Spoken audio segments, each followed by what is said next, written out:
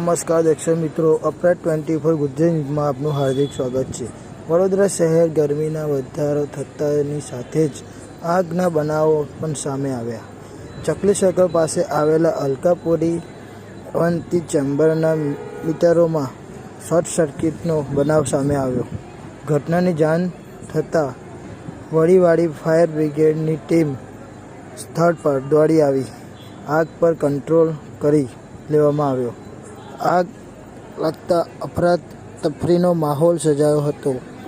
સદનસીબે કોઈ જાનહાનિ નહીં। રિપોર્ટર વૈભવ બારોટ સાથે સુરેશ રાજપૂત।